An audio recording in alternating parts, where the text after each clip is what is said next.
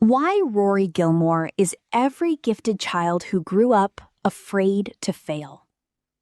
People often describe Rory Gilmore as intelligent, driven, disciplined, the perfect student.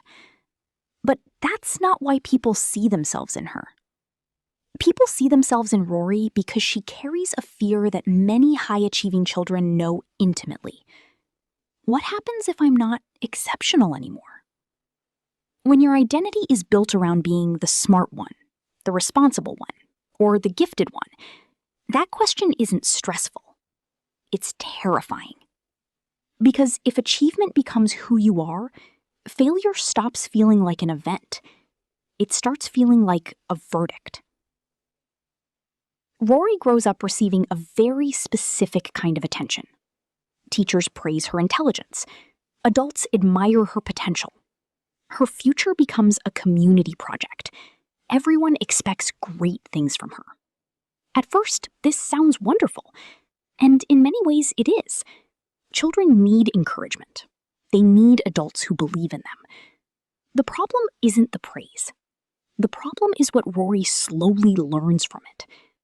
She begins to confuse "I did something impressive" with "I am impressive." And when those two become fused together, achievement stops being something you do.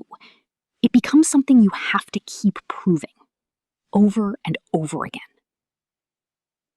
This is the hidden burden many gifted children carry.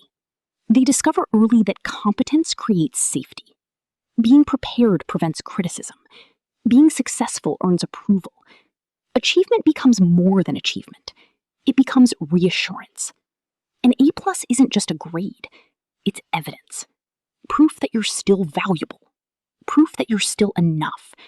Proof that you're still allowed to take up space. And if you've ever felt devastated by a mistake that seemed small to everyone else, you know exactly what Rory is carrying. Because the mistake isn't the problem. What it means about you is the problem. The tragedy is that this strategy actually works. For a while. It creates opportunities, it opens doors, it wins scholarships, it earns admiration. Just like many survival strategies, it succeeds.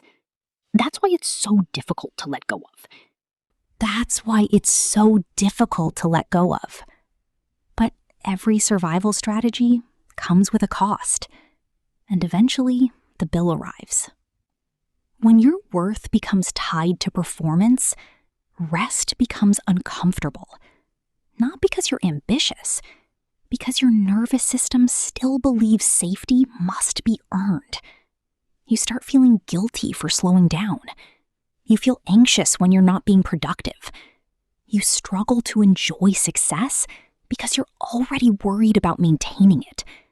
And criticism doesn't feel like feedback. It feels like rejection.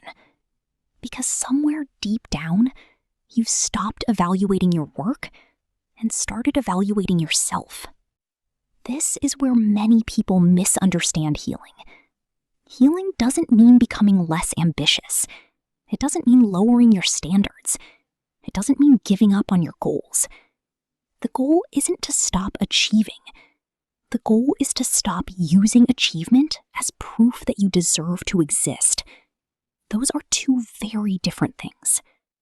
If Rory were healing, she wouldn't need to become less intelligent. She wouldn't need to become less driven. She would need to learn something much harder. She would need to learn that being loved and being impressive are not the same thing.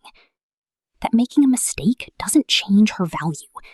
That disappointing someone doesn't erase her worth. That her identity can survive an imperfect outcome.